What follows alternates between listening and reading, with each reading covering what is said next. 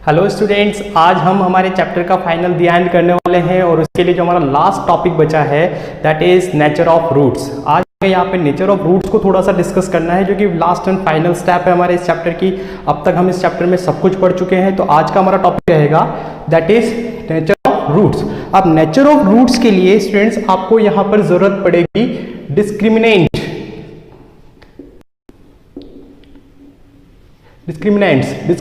को जो हम डिनोट करते हैं वो हम डी से डिनोट करते हैं। किससे डिनोट करते हैं? डी से। एंड जो डी जो होता है वो हमारा होता है बी स्क्वायर माइनस 4ac के इक्वल। जो डी होगा डिस्क्रिमिनेंट, उस डिस्क्रिमिनेंट की जो वैल्यू होगी ये होगी हमारी बी स्क्वायर माइनस 4ac के इक्वल। तो आई थिंक आपने बी स्क्वायर माइनस 4ac बहुत अच्छे से देखा होगा। तो write down your quadratic formula मैं यहां पे लिख रहा हूं that is x is equal to minus B plus minus under root B square minus 4ac divide by 2a। Minus B plus minus under root B square minus 4ac divide by 2a। तो ये हमारा quadratic formula था। Okay, यहां पर देखिए, इस portion को देखिए, B square minus 4ac, B square minus 4ac, तो यानी कि the value under root that is your D. तो मैं इसी फॉर्मूले को ऐसे भी लिख सकता हूं, minus B plus minus under root D divide by 2a। Okay, getting the point कि मैं यहां बी स्क्वायर माइनस 4ac को अंडर रूट डी भी लिख सकता हूं। तो किसी को अगर फॉर्मूला याद करने में दिक्कत आ रही है तो वो उसको इस तरह से भी याद कर सकता है, minus B minus under root D divide by 2a where D is B square minus 4ac। तो आप इसको इस तरह से भी इस फॉर्मूले को याद कर सकते हैं। तो यहां पे तो हमारा फॉर्मूला जो हुआ वो फॉर्मूला कन्वर्ट हो गया, चेंज हो गया। अब हमें यहां पर पता करना है हमारे नेचर ऑफ रूट्स। देखिए student, basically nature of roots क्या होता है कि हम क्वेश्चन को सॉल्व करने से पहले ही हम हमारे नेचर पता कर लेते हैं हमारे रूट्स का। ओके, लास्ट चैप्टर में हम रिकॉल करते हैं चैप्टर नंबर 3 में। चैप्टर नंबर 3 में हमने पेयर ऑफ लीनियर इक्वेशन लिया था। वहां पर हमारे पास कोफिशिएंट्स के रेशियो थे a1 upon a2, b1 upon b2 and c1 upon c2। तो वहां पर हमने 3 प्रॉपर्टी देखी थी, intersecting properties of line, parallel property of lines and coincident property of line. तो इंटरसेक्टिंग के केस में हमारे पास पहले ही पता चल जाता था कि इसका एक यूनिक सॉल्यूशन एग्जिस्ट करेगा। पैरेलल के केस में हमें कोई भी सॉल्यूशन एग्जिस्ट नहीं करता था, और कोइंसिडेंट के केस में हमारे पास इनफाइनाइट मैनी सॉल्यूशंस होते थे। तो ये चीज हमें कैसे पता चलती थी कि अगर हम रेशियो पता कर लेते थे कोफिशिएंट का, तो इससे हमें पहले ही पता चल जाता है, हमारा माइंड मैकअप पहले ही हो जाता है कि हमारा जो आंसर आने वाला है उस आंसर का क्या नेचर है। तो यहां पर भी हमें हमारी क्वाड्रेटिक इक्वेशन के आपको पता है कि एज मैक्सिमम 2 रूट्स हो सकते हैं। हमने चैप्टर नंबर 2 पॉलिनॉमियल में भी पढ़ा था कि हमारे जो रूट्स हैं, जीरोज हैं, वो जीरोज एज मैक्सिमम कितने हो सकते हैं? 2 हो सकते हैं। तो यहां पर हम नेचर ऑफ रूट्स कि हम क्वेश्चन को सॉल्व करें उससे पहले भी हम अपने नेचर पता कर सकते हैं हमारे रूट्स का। तो देखिए, क्वाड्रेटिक इक्वेशन हमारे पास है, एक क्वाड्रेटिक इक्वेशन मेरे पास है ax square plus bx plus c is equal to 0। तो आपको पता है कि इसके मैक्सिमम कितने रूट्स होंगे? अल्फा एंड बीटा, यानी कि मैक्सिमम कितने हो सकते हैं? 2 रूट्स हो सकते हैं। मैक्सिमम कितने रूट्स हो सकते हैं? 2 रूट्स हो सकते हैं। 2 से कम भी हो सकते हैं, यानी कि 1 रूट भी हो सकता है, और इट मे बी कि कोई भी रूट ना हो। ओके, तो लास्ट चैप्टर यानी कि चैप्टर नंबर 2 पॉलिनॉमियल में हमने क्वाड्रेटिक के कुछ ग्राफ देखे थे। देखिए स्टूडेंट्स, तो हमें पता है कि ग्राफ जो बनता है उसका कैसा बनता है? पैराबोला बनता है। पैराबोला बनता है तो पैराबोला इस तरह से बनेगा। ओके, तो यहां पर देखिए ग्राफ हमारा एक्स एक्सिस को 2 जगह कट कर रहा है। तो हमने कहा था, क्या कहा था कि this quadratic equation has 2 zeros. फिर हमने एक ग्राफ इस तरह से भी देखा था कि जो एक्स एक्सिस को टच करके वापस निकल जाता था। तो यानी कि जीरोस तो 2 है मगर एक ही जीरो, यानी कि दोनों जीरो हैं मगर दोनों जीरोस क्या है? सेम है। तो हमारा पैराबोला यहीं से क्या हो गया? यू टर्न ले लिया इसने। ओके, एंड जो थर्ड ग्राफ था, वो थर्ड ग्राफ हमारे पास कुछ इस तरह से था, जो हमारे एक्स एक्सिस को टच करने से पहले यहां से क्या कर लेता था? यू टर्न ले लेता था। तो इस केस में नो जीरोस, इस केस में 1 जीरोस, और इस केस में 2 जीरोस। तो ये तो हमने ग्राफ को देख के पता किया है कि हमारे जो जीरोज है उन जीरोज की प्रॉपर्टी कैसे होगी कि सर हम ग्राफ को देख के तो बता सकते हैं कि यहाँ पे 2 जीरो है, यहाँ पे 1 जीरो है और यहाँ पे कोई भी जीरो नहीं है। अब हमें पता करना है बाय कैलकुलेशन मेथड कि कैलकुलेशन मेथड से हम हमारे ग्राफ का यानी कि हमारे क्वाड्रेटिक इक्वेशन के रूट्स का नेचर कैसे पता करें। तो यहाँ हमने ग्राफ से तो हमें अच्छे से पता है, अब हमें कैलकुलेशन से करना है। तो कैलकुलेशन में जो हेल्प करेगा वो हेल्प करेगा डिस्क्रिमिनेंट। डिस्क्रिमिनेंट विल डिसाइड कि आपका जो नेचर ऑफ रूट्स कैसा होगा, आपके 2 जीरोज होंगे, आपके 1 जीरोज होंगे या आपका कोई भी जीरो एग्जिस्ट नहीं करेगा। तो आज हमें डिस्क्रिमिनेंट के ऊपर ही पूरा लेक्चर लेना है कि डिस्क्रिमिनेंट कैसे डिसाइड करेगा आपका नेचर ऑफ रूट्स। ओके, तो देखिए नेचर ऑफ रूट्स के लिए हमें यहां पे फोकस करना है डिस्क्रिमिनेंट पे। तो हमें यह भी पता चल गया कि हमारे जो जीरोज हैं वो 2 जीरोज मैक्सिमम हो सकते हैं, 2 भी हो सकते हैं, 1 भी हो सकते हैं और नहीं भी हो सकता है। तो ये हमारे पास पॉसिबिलिटीज रहेगी। तो देखिए यहां पे 3 केस बन रहे हैं। इफ d यानी कि b square minus 4ac is greater than 0, B square minus 4ac is greater than 0। Greater than 0 का मतलब क्या होगा कि आपका बी स्क्वायर माइनस 4ac क्या होता है, अगर आपका पॉजिटिव होता है तो मैं यहां पे लिख सकता हूं कि B square minus 4ac greater than 0, bracket में लिख सकता हूं पॉजिटिव। अगर बी स्क्वायर माइनस 4ac मेरा क्या आता है, 0 से बड़ा आता है यानी कि पॉजिटिव वैल्यू आती है, तो मेरे नेचर ऑफ रूट्स क्या होंगे, 2 different real root, 2 different real roots. अगर किसी क्वेश्चन का आपने बी स्क्वायर माइनस 4ac निकाल लिया और वो आपकी पॉजिटिव वैल्यू आई, तो वो पॉजिटिव वैल्यू आपको क्या शो कर रही है कि आपके इस क्वाड्रेटिक इक्वेशन के 2 जीरोज होंगे और वो दोनों ही जीरोज क्या होंगे, अलग अलग होंगे, यानी कि एक x की वैल्यू अलग आएगी और दूसरे x की वैल्यू भी अलग अलग आएगी। कब, जब हमारा डिस्क्रिमिनेंट पॉजिटिव हो, यानी कि जब हमारा d क्या हो, ग्रेटर देन 0 हो। यहां पे मैं इसको इस फॉर्म में भी लिख सकता हूं, either d is greater than 0, चाहे ये लिखूं चाहे मैं d ग्रेटर देन 0 लिखूं, एक ही बात है। Second, if b square minus 4ac is equal to 0, इसे मैं ऐसे भी लिख सकता हूं कि मेरा d क्या हो जाए, 0 हो जाए, यानी कि मेरा बी स्क्वायर माइनस 4ac जो हो जाए वो 0 के इक्वल हो जाए। तो अगर ये 0 के इक्वल हो गया तो क्या होगा, 2 roots, equation has 2 real roots and both are same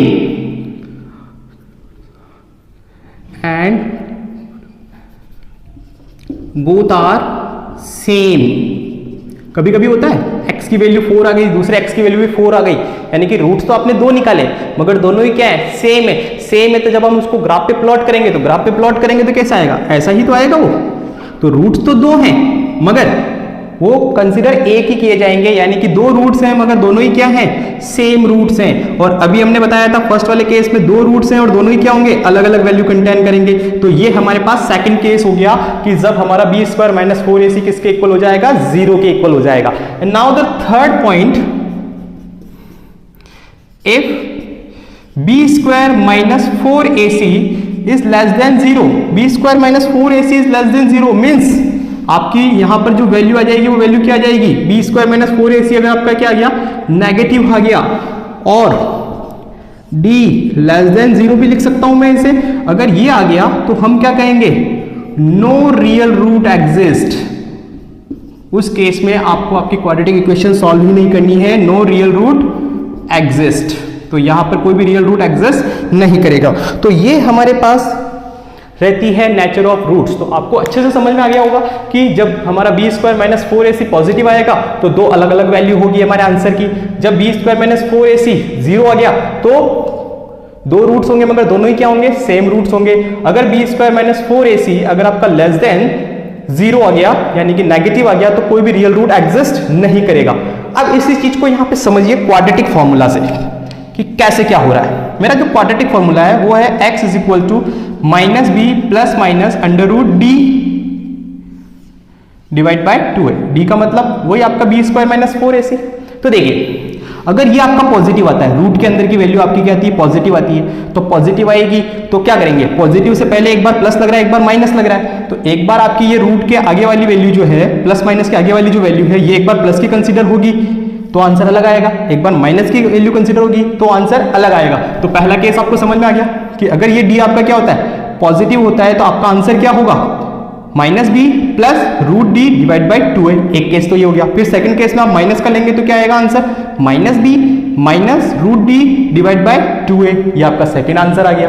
then अब सेकंड केस में अगर आपका डी आपका क्या हो गया, जीरो हो गया, अगर ये पूरी टर्म आपकी क्या हो गई, जीरो हो गई, तो रूट डी क्या होगा आपका, minus B divide by 2a, क्योंकि प्लस माइनस डी तो जीरो ही रहेगा, तो आपका आंसर ही क्या होगा, minus B divide by 2a। तो एग्जाम में एमसीक्यूज में क्वेश्चन आ सकता है कि what is the value of roots when d is equal to 0। तो आपको याद में रखना है minus B divide by 2a, वो आपके रूट्स आप डायरेक्ट निकाल सकते हैं। ओके, तो b को माइनस में रख दीजिए और डिवाइड बाई 2a कर दीजिए, उस क्वेश्चन का आंसर आपको डायरेक्ट ही मिल जाएगा। तो that is minus B plus minus under root D आपका 0 and divide by 2a। Third case में आपके पास बी स्क्वायर माइनस 4ac जो है वो less than zero, that means आपकी नेगेटिव वैल्यू है। स्क्वायर रूट के अंदर नेगेटिव वैल्यू, तो एक चीज अच्छे से ध्यान में रख दीजिए, यहां पर स्क्वायर रूट के अंदर नेगेटिव वैल्यू कभी नहीं होती है, तो नहीं होती है, तो ये यहां पर होती तो है, दैट इज आप इसको फर्दर आगे की क्लासेस में देखेंगे कि अंडर रूट के अंदर कोई नेगेटिव वैल्यू आती है तो वो वैल्यू होती है आपकी इमेजिनरी वैल्यू। क्या होती है, इमेजिनरी वैल्यू होती है। तो फिर उसके रूट्स भी जो होते हैं वो इमेजिनरी रूट्स होते हैं, और हम यहां पर फोकस कर रहे हैं किसके ऊपर, रियल रूट्स के ऊपर। तो हम यहाँ पर फोकस कर रहे हैं रियल रूट्स के ऊपर। तो अगर अंडर रूट के अंदर नेगेटिव वैल्यू आ जाती है तो आप उसका रूट निकालने की कोशिश मत कीजिएगा, आप वहां पर डायरेक्ट एक ही लाइन लिखेंगे कि B square minus 4ac is negative, that's why the real root is not exist. तो होप स्टूडेंट्स की आपको नेचर ऑफ रूट्स अच्छे से समझ में आ गया होगा। Please take your screenshot and thereafter we will decide our next exercise 4.4, that is exercise 4.4. take screenshot.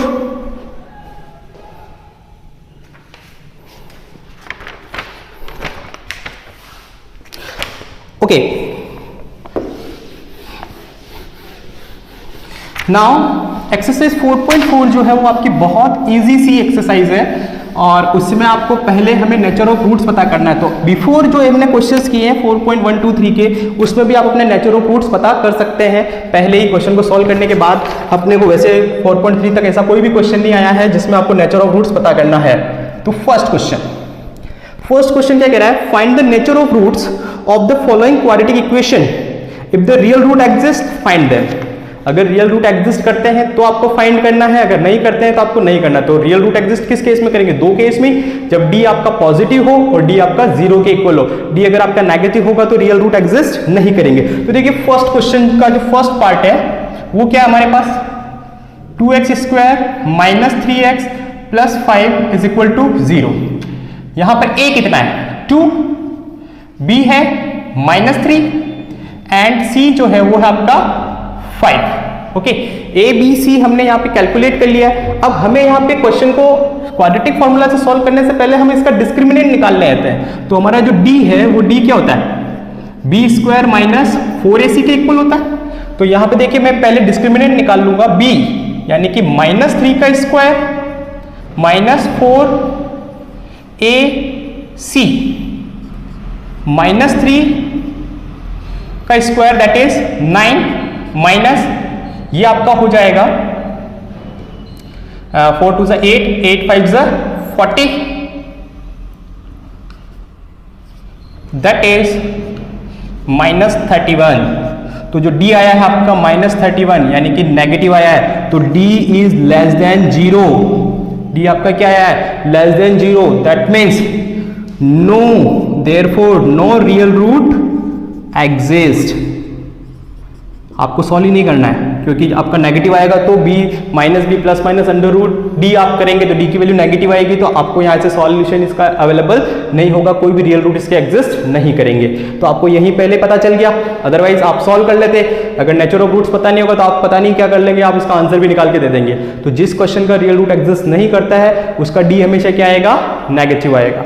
Now the second part of this question, second part आपको क्या कह रहा है, 3x square minus 4 root 3x plus 4 is equal to 0। Okay, यहां पर भी हमें पहले डी निकालने के बाद ही डिसीजन लेंगे। तो ए आपका यहां पर कितना है 3, बी आपका यहां पर कितना है -4√3 एंड सी जो है वो आपका है यहां पर 4। ओके, यहां हम डी निकालेंगे हमारा, तो D is b² - 4ac, b² that means -4√3 raised to the power 2 -4, a is 3 and c is 4। Okay, तो यहां हमारे पास जो d की वैल्यू आएगी वो देखिए -4√3² दैट इज 16 × 3 48 -48 जो आपका d आया है वो d आपका क्या आ गया 0 आ गया। तो d is equal to 0, therefore two real roots exist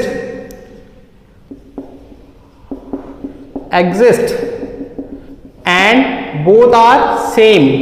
दो रूट्स एग्जिस्ट होंगे और बोथ क्या होंगे सेम होंगे, दोनों रूट्स अलग अलग नहीं होंगे। और उसके लिए मैंने डायरेक्ट आंसर भी बताया, उसका आंसर डायरेक्ट क्या होगा, अगर मैं डायरेक्ट निकालता हूं तो क्या लिखूंगा -b/2a, दोनों रूट्स -b/2a। तो देखिए आंसर देख लीजिए डायरेक्ट -4√3 डिवाइड बाय 4, तो 4 से 4 कैंसिल आउट हो जाएगा, माइनस कैंसिल आउट हो जाएगा, √3 is the direct answer.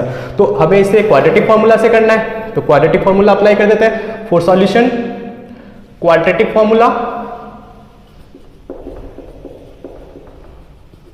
Quadratic formula हमारा जो है वो है हमारा x is equal to -b + (√b² - 4ac) divide by 2a। x is equal to -b that is minus already है, तो -4√3 प्लस माइनस (√b² - 4ac) की वैल्यू देखिए हम यहाँ पे कैलकुलेट कर चुके हैं दैट इज 0, तो मैं यहाँ डायरेक्ट 0 प्लेस कर दूंगा and 2a is 3।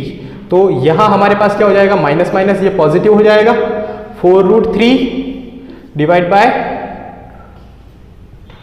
That is 2√3 divide by 3। तो हमारा जो x आएगा वो क्या आएगा 2√3 डिवाइड बाय 3। और दोनों ही केस में हमारे पास क्या आएगा ये सेम, पहला x भी आपका यही, दूसरा भी यही, क्योंकि 0 तो हमारा रूट के आगे वाला पूरा पोर्शन हमारा क्या हो चुका है 0 हो चुका है। तो ये हमारा सेकंड क्वेश्चन हो गया। तो देखिए पहला क्वेश्चन हमारा 9 रियल रूट वाला था, सेकंड क्वेश्चन हमारे 2 रियल रूट एग्जिस्ट करते हैं मगर दोनों ही क्या करते हैं सेम करते हैं। अब हमें थर्ड क्वेश्चन देखना है, तो थर्ड क्वेश्चन देखिए आप, take your screenshot of this question.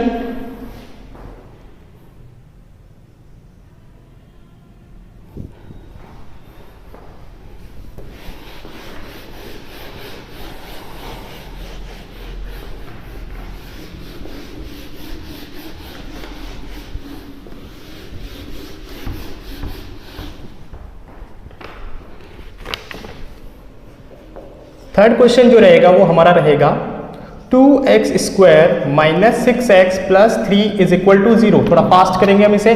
a कितना है 2, b कितना है -6, c कितना है +3, d हमें निकालना है b² - 4ac, b² that means -6 का स्क्वायर -4, a का मतलब हो गया आपका 2 एंड 3 हो गया आपका c, दैट इज 36 - 8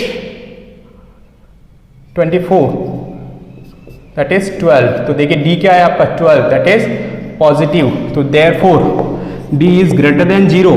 तो मीन्स क्या होगा 2 रियल रूट एग्जिस्ट। तो अब 2 रियल रूट यहां पर इसके एग्जिस्ट करेंगे तो हमें निकालने हैं क्वाड्रेटिक फॉर्मूला से। तो यहां पर निकाल लेते हैं हम हमारे क्वाड्रेटिक फॉर्मूला से। तो x is equal to -b + (√b² - 4ac) divide by 2a। मैं अगेन एंड अगेन रिपीट कर रहा हूं, आप b² - 4ac की जगह डायरेक्ट d भी लिख सकते हैं, और वो d आपका यहाँ पे कितना है 12। आप कैलकुलेट कर चुके हैं, कैलकुलेशन बर्डन मत कीजिए, आप डायरेक्ट लिख दीजिए, वो भी वैलिड है आपका। x is equal to -b minus that is -6 plus minus (√12) divide by 2 into a is 2। तो देखिए आपके पास यहां हो गया +6 plus minus (√12) divide by 2 into 2a that is 4। तो ये आपके पास आंसर आ गया। 6 प्लस माइनस (√12) को हम क्या लिख सकते हैं 2√3 लिख सकते हैं। डेफिनेटली 2√3 लिख सकते हैं एंड डिवाइड बाय 4। तो आपको 2√3 को एक बार पॉजिटिव कंसीडर करना है, एक बार नेगेटिव कंसीडर करना है, और भी इसे सिंप्लीफाई करके आप 2 as a take common 3 plus minus √3 divide by 4, तो ये 2 से 2 टाइम कैंसिल आउट हो जाएगा। तो x is 3 plus √3 divide by 2। पहला x आपका ये हो गया first root, and second root जो होगा वो होगा आपका 3 माइनस √3 डिवाइड बाय 2, ये आपका सेकेंड रूट हो गया। तो इस तरह से हमें दो रूट एग्जिस्ट कर रहे हैं। देखिए दोनों ही अलग अलग है, क्यों? क्योंकि d हमारा यहाँ पे क्या था, पॉजिटिव था। तो ये कॉन्सेप्ट हुआ हमारा नेचर ऑफ रूट्स का, कि अब हमें कोई भी क्वेश्चन आ जाए हम पहले उसका नेचर ऑफ रूट्स पता कर लेंगे। पता चला कि हमारा नेचर ऑफ रूट्स तो क्या है, रियल रूट एग्जिस्ट नहीं करते, और हमने उसके आंसर निकाल दिए, तो that question will be wrong for your side. Okay, तो हमें आंसर सिर्फ दो ही केस में निकालना है, जब हमारा d पॉजिटिव हो और d हमारा इक्वल टू 0 हो। तो take the screenshot of this question also.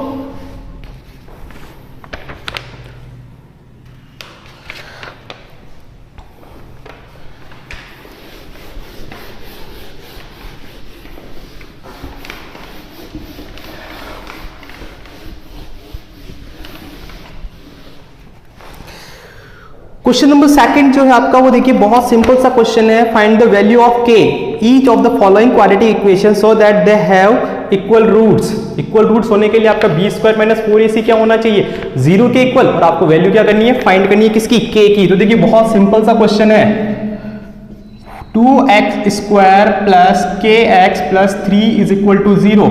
a देखिए यहाँ पे कितना है 2, b देखिए यहाँ पे कितना है k, और c कितना है यहाँ पे 3, और इक्वल रूट्स दे रखे हैं 4। इक्वल रूट्स यहां पर इसने पहले दे दिया कि इक्वेशन के क्या है, इक्वल रूट्स हैं, और इक्वल रूट्स होने के लिए d आपका क्या होना चाहिए, d इज इक्वल टू 0। तो यानी कि आपका b² minus 4ac equal to क्या होगा 0, क्योंकि d की value b² minus 4ac equal to 0। b² यानी कि k² minus 4, a is 2 and c is 3 is equal to 0। तो k² minus 4 two 8, 8 3 24 is equal to 0। तो यहां आपका आ जाएगा k² इज इक्वल टू 24, और यहां हम k को निकालेंगे तो k इज प्लस माइनस √24। तो ये आपकी वैल्यू आ गई k की प्लस माइनस √24, और √24 को आप जो भी लिख सकते हैं वो यहाँ पे लिख सकते हैं। क्या लिख सकते हैं √24 को, तो देखिए उसको निकालने का तरीका हमारे पास ये होता है,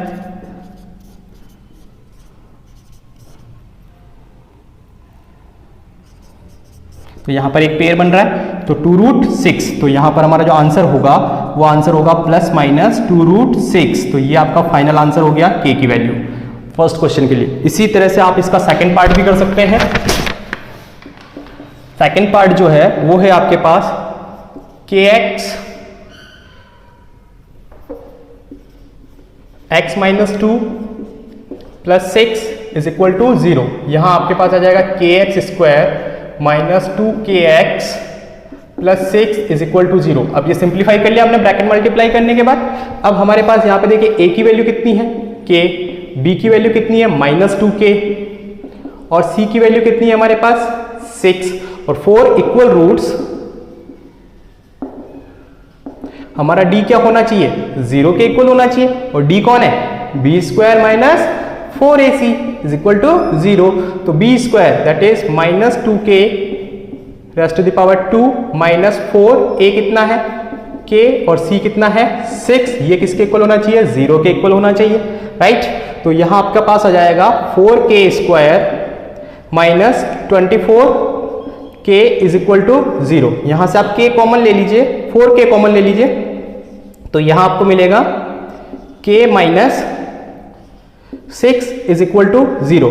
तो आपको k की वैल्यू निकाली, तो either k is 4k is equal to 0, either k minus 6 equal to 0। तो फर्स्ट केस में 4k इक्वल टू 0 होता है, तो k की वैल्यू मुझे मिलती है यहां पर 0। सेकंड मेरे पास k माइनस 6 इक्वल टू 0 होता है, तो k इक्वल टू मिलता है मुझे 6। तो यहां पर k की दो वैल्यू हो गई, फॉर 0 एंड फॉर 6। तो यहां हमने k की वैल्यू फाइंड आउट कर ली है। तो ये आपका क्वेश्चन नंबर सेकंड हो गया है। Okay, check it.